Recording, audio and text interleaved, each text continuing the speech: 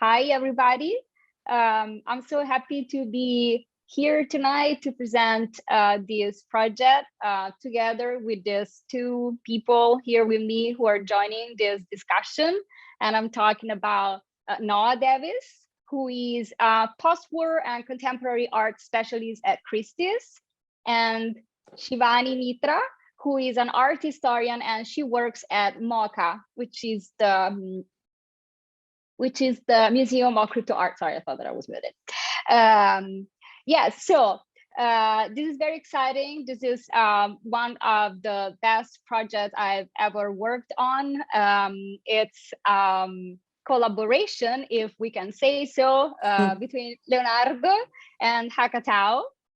And I was the curator of the project. Thank you, everybody. Thank you, MOCA, for making this possible. Colburn is not here, but he's watching us and putting us in contact with Noah and Christies. Thank you, Shivani, for all your work. Thank you to all the architects who build all these spaces where we are showing everything. Just a few words about the concept of this, what I call an artistic gesture. This is how I see it. Tonight we celebrate art, I think, and what is art, which is a continuum that doesn't know place nor time, and this is just what we want to show with this project, and just art that changes its name but never changes its voice. So back then, 500 years ago, called Renaissance art with Leonardo, and today called crypto art with Hackatao. All of these people pushing the limits, and all of these people just being artists. And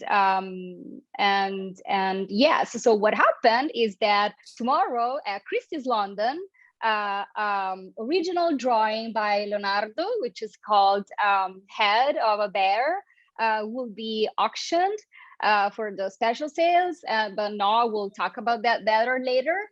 And Hackatao, who everybody knows is this artist duo, they do digital art and crypto art, pioneers in the NFT space, were called and commissioned to create an art piece which will connect with this Leonardo drawing.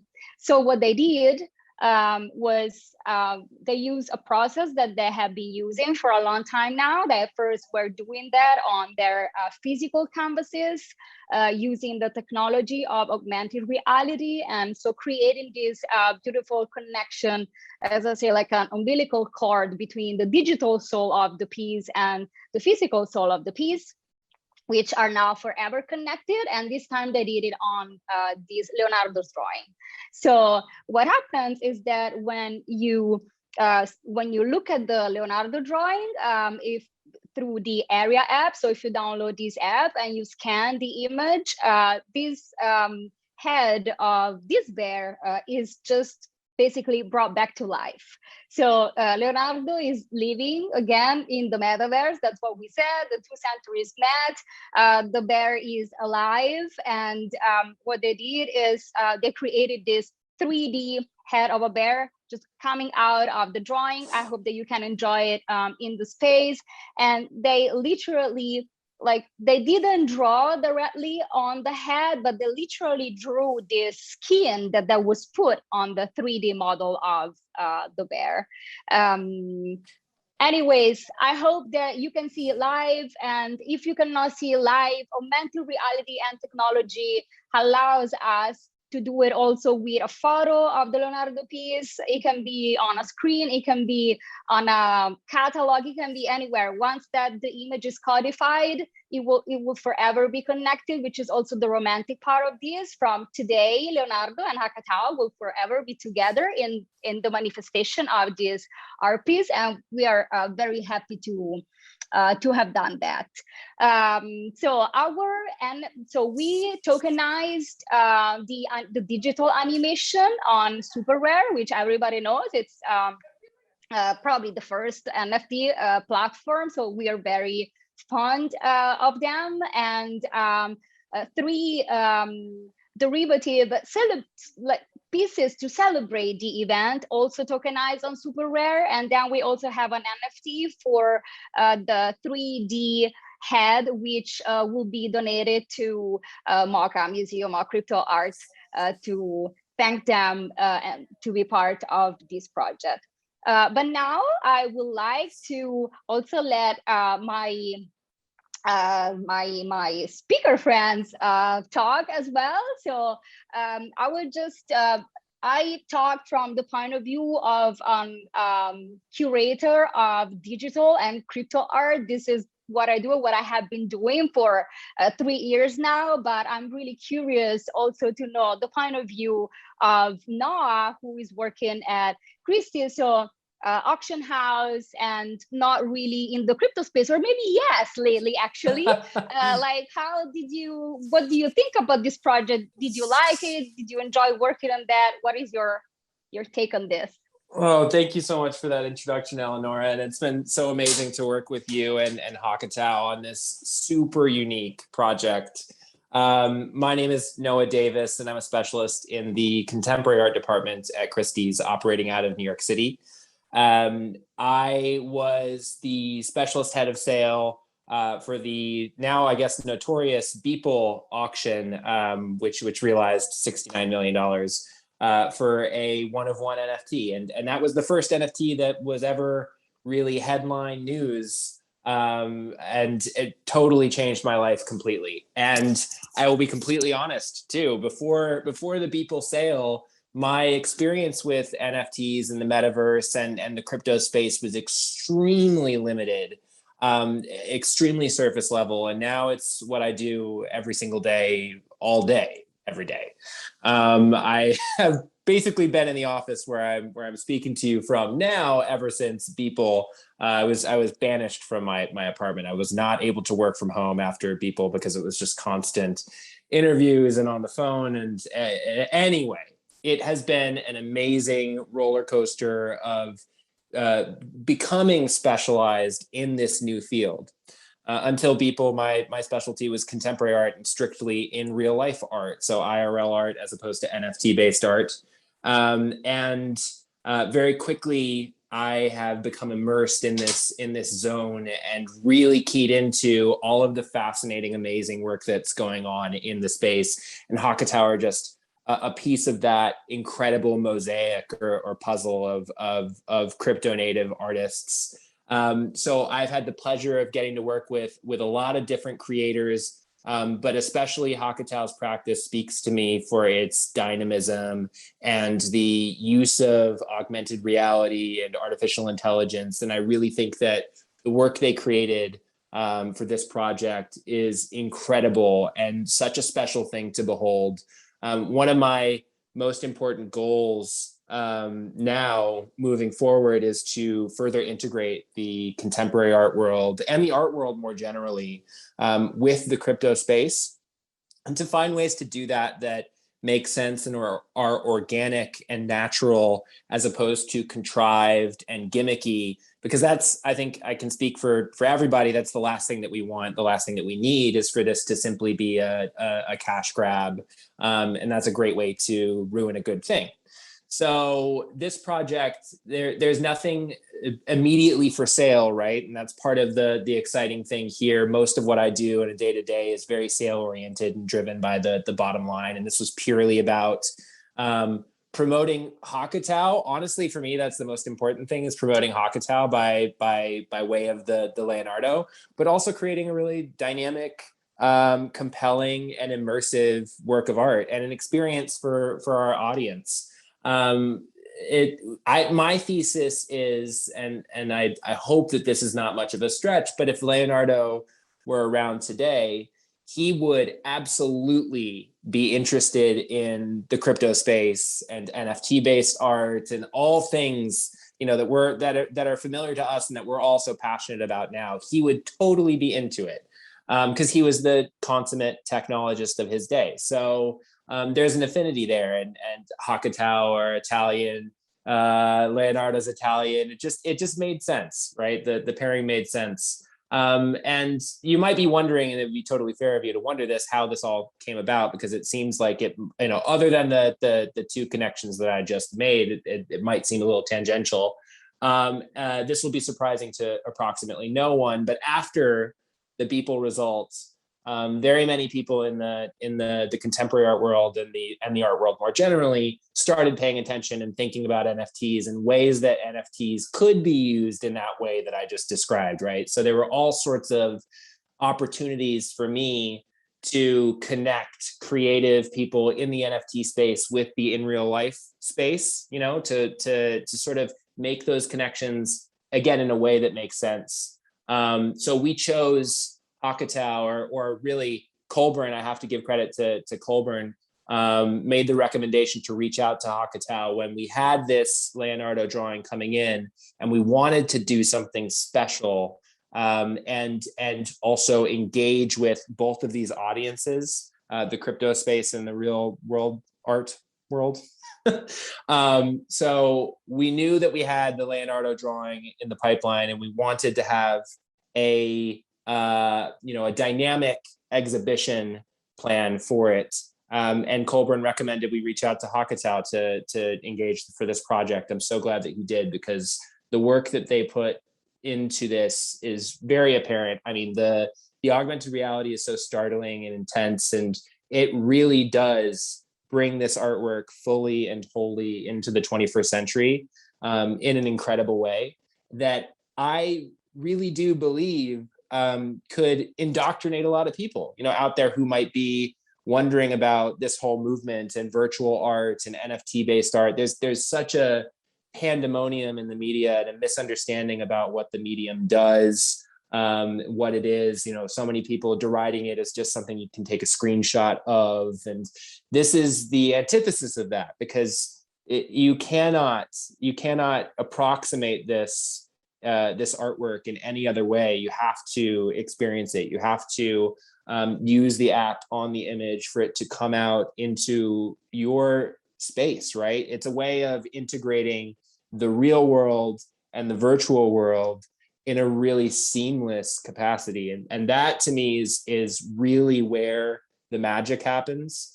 Not just with NFTs, but with virtual art and with art generally, right? It can't be experienced in any other way, shape, or form than its native presentation. And so this opportunity to bring Leonardo into the 21st century, to bring Leonardo to the metaverse, and to bring Hackatao to the global Christies audience, it was just a perfect, amazing opportunity. So I've just been really thrilled to be a part of it. And really, all I can take credit for is helping to connect the dots. But this is just one of the amazing projects that I've gotten to work on ever since the explosion of NFTs. And it's an amazing roller coaster that we're all on together. I'm very happy to be here with all of you. Thank you. Thank you so much, Noah, for these beautiful words. I couldn't agree more. We actually had a conversation about already about Leonardo, like, what would he do with NFT, as you were saying? I was like, he probably would have invented them. That's what I think that I would have done. But yeah, thank you so much. I agree with everything that you said. And yes, it really is a first step towards education that maybe we would talk about later, and to create the connection between these worlds, which are actually very connected. And today, when I wrote my curatorial note, I just asked people, like, my question for you today is this: was it any of these ever separated? Maybe we did separate it for our, pleasure or convenience, but I'm sure that art was always one unique thing. Thank you, Noah. And now I would like to talk to Shivani, who's here represented MOCA. She's an art historian. Shivani, do you just want to tell us about MOCA a little, and why you wanted to be involved with this? What is the museum project? Why you guys open a museum or crypto art? And also, if you want to talk about the architecture a little, or anything you want to talk about. Thank you. Yes, all of the above. First, thank you, Hackatao. Thank you, Eleonora. Thank you, Noah. You're all such kind visionaries. And I think that's the core of this, is the people who move something forward. Um, I studied art history because I found the idea of people telling stories of historical events with visuals to be one of the most compelling parts of humans. And I think, with the Museum of Crypto Art, we see this movement of cryptocurrency, the financial transformation it's seeking, the freedom, sovereignty, ownership, empowerment it's offering. And there is crypto art, which is really putting a visual aesthetic to these feelings and these impulses.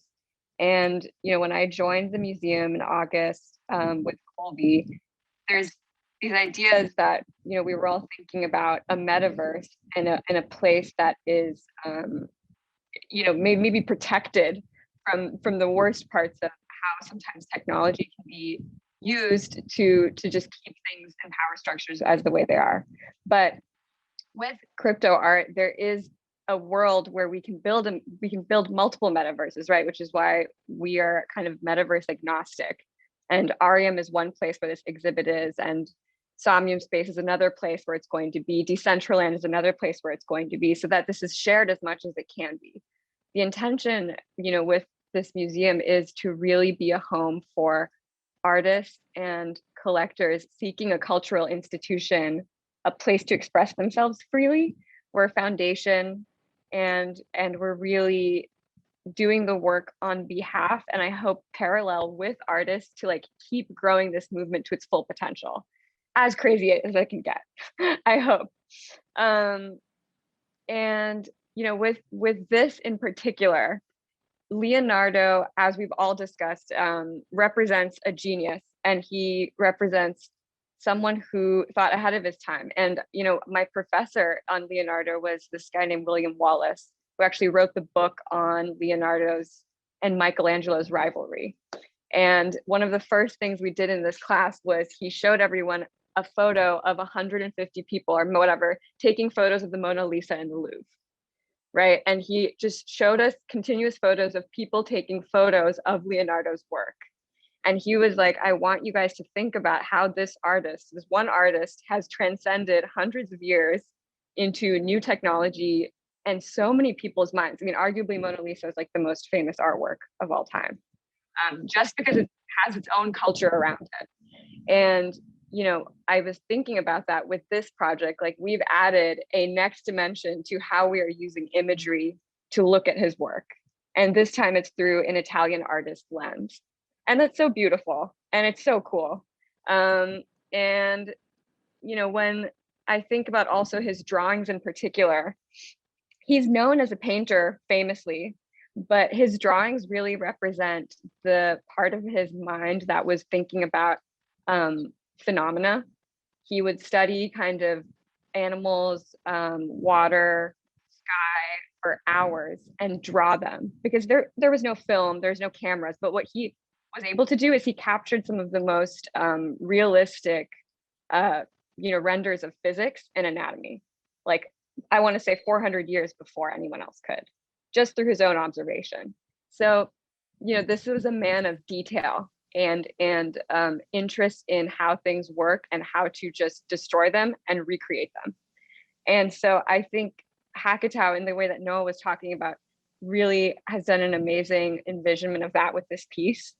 The classic wrap, but also really using Blender to create a bear, when maybe this man spent many hours just trying to figure out how to draw and capture the movements of a bear. So it's full circle, but it also represents a step forward with this whole movement of crypto art and what it means to look back and move forward without any fear of what it implies. And Kirk from Entitled XYZ, who's the architect of this building, and he geeks out about architecture and art history just like I do. And when Colburn, Kirk, and I were talking, we were thinking about antiquity, and Colburn brought up the Pantheon and how that is a place that is very timeless because it was entirely transformed from a religious space to a political space, to a religious space, to a market, and it is one of the most timeless spaces to ever exist. And so this building is inspired by that. And Kirk has a specific fascination with QR codes and how they represent a lot of the ways that we're interacting with objects. So, you know, some of those forms, geometric, are in this space, and the idea of a spotlight is you know, obviously above you with that is in the space as well. And we'll be unveiling another version of this in Somnium Space on Friday. And then in a couple weeks' time in Decentraland, this piece will be the focus of a entire sculpture garden that is on 3D objects and how they represent a new media in crypto art. Yes, thank you so much, Shivani. We are trying to let this project breathe for a long time, so it will be permanent on Decentraland. It will be permanent on the metaverse. We are presenting it in as many places as we can. Arium is more of a social space where people can meet with their faces and voices and really just see the art and talk. It's the most similar experience that we have to reality, for whatever that means. And all these other spaces where you can experience it in different ways. And then of course we have the physical show at Christies in London, where people just enter this beautiful exhibition room that they created with music and like white things coming down from the ceiling, very beautiful. And they give you an iPad and you can experience the digital soul of that. And also going back up to what you were saying about Leonardo, obviously here nobody wants to compare nobody to anybody, just parallel stories that repeat in history, how history repeats itself. You know, like a long time ago, when it was really the time to push the boundaries for crypto art, we talk about like I worked on a book which documents the first ever crypto art project, which is 2016. But then like the which is Rare Pepe. But then the first time that we really like began to experience it with platforms and, you know, more actors coming to the space was 2018. But these actors were very few, and Hackatao, they were there. They were, you know, like they're just believing in it in this very little circle of people and seeing the potential of what this could be, which is exactly, it's always the same story. It's just the newest means and form that art can manifest in, right? So the same curiosity, the same tendency to study things and to understand and to use as many new tools as possible. So it's very, like, to me, everything it really makes sense. Even when I looked at this project, I was like, yeah, it's the same story, just the tale is just told with different words, but it's the same concept. So the way that I would like to close this discussion is really just to look to the future. And I'm very curious to ask both Noah and Shivani what you think. Like, Noah, what do you think?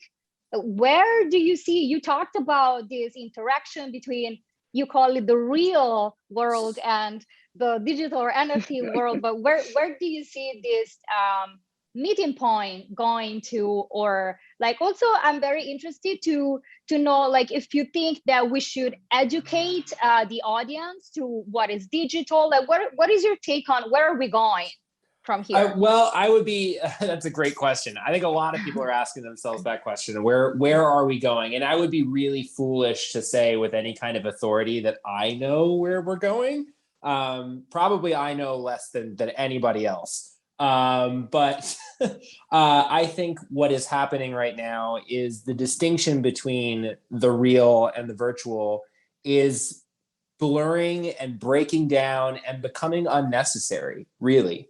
At the end of the day, virtual experience is not necessarily replacing lived experience, but it's complementing it and becoming tantamount to lived experience in a completely unprecedented way, just because of the fidelity of technology and how rapidly it is iterating and improving upon itself.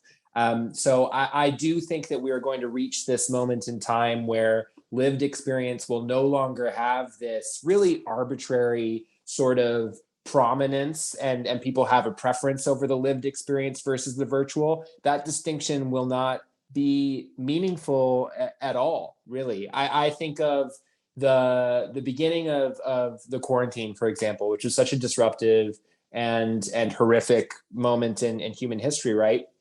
And everybody's lived experience was necessarily shortened, or at least the spectrum of their lived experience was shortened, right? You couldn't do things that you normally would, and you couldn't interact with people the way that you normally would. And we saw such a massive adoption of, alternative means of living, which usually is a virtual means of living. I'm thinking specifically about people flocking to Animal Crossing and spending hours on Animal Crossing New Horizons, building and curating their little virtual lives, right? And that was taking up the same kind of emotional significance and space for people as real waking life at a really crucial time. And I think that has really imprinted on all of our psyches and our collective psyches, and what Carl Jung referred to as the collective unconscious. So there's this. I really feel that we're approaching that moment in time where lived experience and virtual experience, and also virtual possessions and real possessions are going to be one and the same. Yeah, and I also think that it's a matter of generations. Like, really, if you even just think about if we talk about art, like, who are going to be the next collectors? So those people who are now 10 years old are going to be the next art collectors, or like, who are going to be the next artists? And these people, like, again, the voice is always the same, but the language is digital. So I don't see how, like, when we will have the change of generations, really, I agree with you, we won't even see this like this gap. Yeah, it'll be seamless. I was giving an interview to Good Morning America, and I had this crazy epiphany moment where the interviewer was asking me questions and trying to dumb it down as much as possible for the Good Morning America audience, which is mostly boomers and grandma and grandpa. Yeah. And so he asked me to explain NFTs to him as if he were a child. And I had this weird cognitive dissonance where I was thinking, if you were a child, you'd already get it. Yeah, exactly. I could just say Fortnite skin, and you would understand immediately. Oh, it's a Fortnite skin that only I can own. Okay, that's an NFT. Moving on. So I had to explain NFT based art to this guy like he was a rock or a tree. It was so not a kid. Yeah, because again, that to me is really striking. That's really a striking thing. I think also,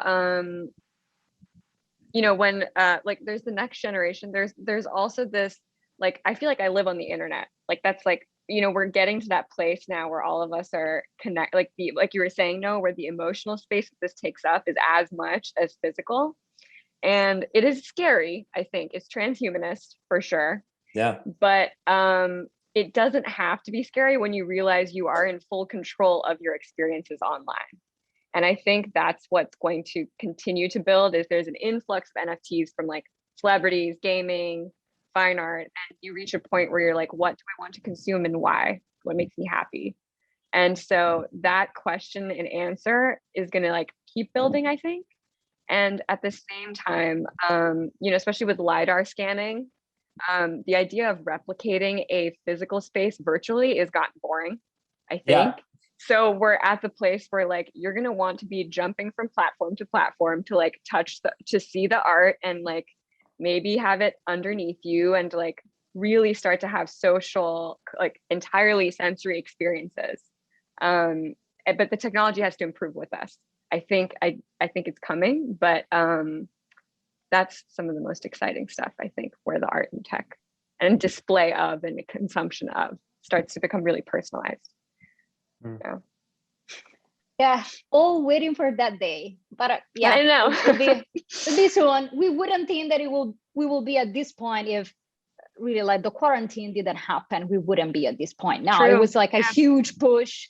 So you can never really like plan on these things. But I'm happy that we all see pretty much, we don't know what's going to happen, but our vision is shared from three very different points of view of the art world. I would close our discussion here. If you want to add anything, or if people have any questions or just want to chat, we will be around in the Arium space, moving as cubes, speaking cubes. Thank you so much for being here, obviously, before this amazing work that we have done together. I am very honored, honestly. And yeah. Likewise. Thank you so much. Thank you, Eleonora. Thank you, Shivani. I loved, Shivani, just before we go, I loved that mention of people pointing their phones at the Mona Lisa, because it didn't really strike me that's what people are doing right now on the floor of the exhibition at Christies in London, are pointing their phones at Leonardo, but the art is happening on their phones now. That's wild. Who knows what's next? Yeah, this has definitely unlocked, I think, a lot of things for drawings and paintings. A lot of people are going to start to think about what can pop up, you know? Totally. Yeah. A brave new world. Well, thank you, Eleonora, for thank you. Connecting us all, and it's been a pleasure. My pleasure. Bye. See you all there. Bye-bye.